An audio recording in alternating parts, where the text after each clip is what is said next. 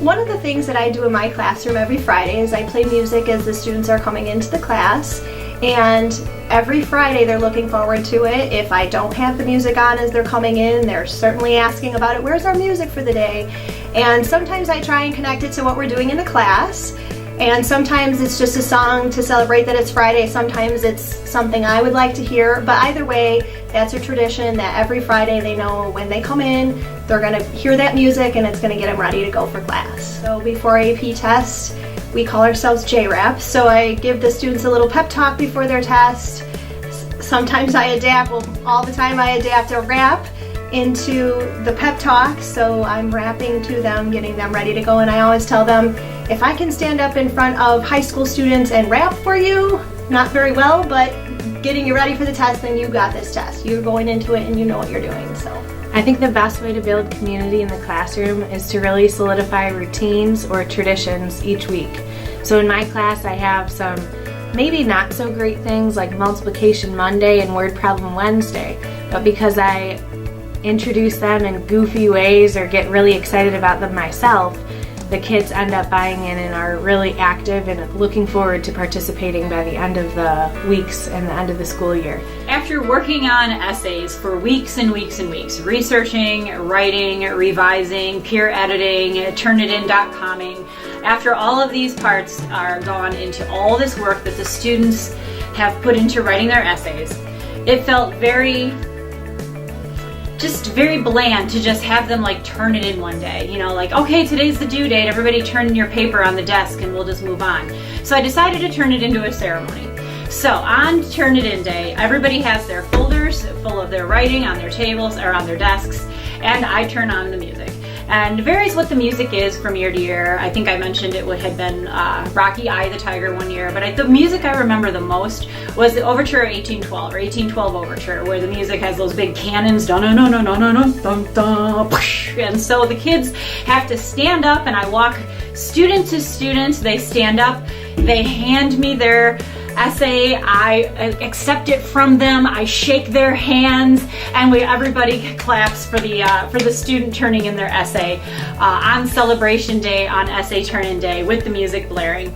So that's one of my fun traditions that I love. Well, every day when the students enter my room, every period, I like to do something that I call the knucks. It's really just a basic fist bump. But I tell them that they're not going to be anonymous in my class. So I require that they give me the knucks, and then that we have to make eye contact. And it's actually pretty interesting because I tell them that even if I'm talking to someone else, they can interrupt me. That's the most important part as they enter the class, is getting the knucks. And kids will sometimes come in and sneak through, and I tell them I have knuckle radar, and I'll be able to tell if they didn't get the knucks. And once in a while, someone will say at the end of the hour, "Mr. Hess, I didn't get knucks," and I make sure they get them. It's just my way of making sure that they know that I know they're there, and it's a good way to start each class. Well, one of the things that I like to do is share some science memes as I feel they're pertinent to the different lessons. And what that does is it usually opens up discussions with the students, and then they start finding memes and coming back to class and sharing the ones that they've found with me. And it leads to Instagram posts and YouTube videos, and it just kind of takes the pressure off all the content and makes it more fun for them. Well, HP specifically is definitely a class that requires a ton of technique and knowledge along with the strength and application.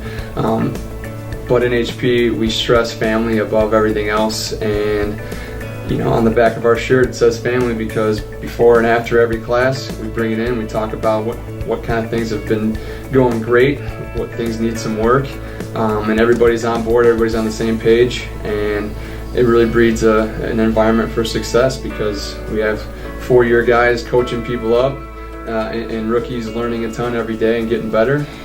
Well, it's important to me that the kids feel like they can come to me, and there's a reason for that. In high school, I was picked on, I bullied a little bit, and you just went from class to class. There wasn't a spot for you to go. You just went from English to math to science, and you just tried to grin and bear it or hide it. I'm not sure quite how I hid it, but thankfully when I got home there were people there I could talk to and maybe a friend or two. But in school, you just kept going. And kids have a lot more to deal with now than we did. Yeah, things hit them at different times in the day. It's certainly not just advisory. So these kids are going through a lot and there's things going on at home for them. So they know they can come to me any time of the day. And more often than not, it's not even to talk. It's to take a break. And Miss Hannah, I don't want to talk. I just need 5-10 minutes to listen to this song, to journal, to draw, to doodle, to sketch a little bit. Or sometimes it is to vent and to let out that anger and say what they want to say to that other person, but they know they can't say it. If they don't want to say it, they can say it in my office, and then they go back to class, or then they go to their next period. Well, we do our vocab units, and every Thursday we play a vocabulary charades game between the kids, and every time one of the kids come up to present, they have their walk-up song.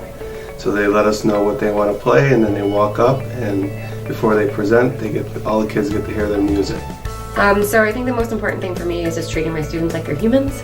So every day I greet them, hello friends, and they walk in my classroom and I know they're not my friends. And I don't expect that they believe that they're my friend, but just letting them know that I care about them. I arrange my classroom in little tables so they have table friends that they talk to every day. And I just try to make sure that they know that I care about them as human beings. I'd say the first thing is in the first month of school, there's a lot of community building. And I know sometimes I want to brush past those things because I think I'll need more days near finals and I want to get right into my curriculum. But taking those first few weeks to doing those little icebreakers, from doing little activities to really get the group together is crucial. The other things that build community can be small little things that we do, especially when AP classes can get challenging. They can be the silly things. We dance every Friday for a few minutes. Not necessarily to be silly, but to show that you do have to take a risk in language learning and get out of your comfort zone. All of this starts with knowing kids' names. That if by the end of the first week I don't have most of the names down, I've got a weekend assignment. And then come in on Monday, and along with the name, just one thing that they love. You know, they've got a dog that they love, they're a soccer player, and then you just build a bridge based on their love and their interest, and then from that relationship you get a lot of trust built.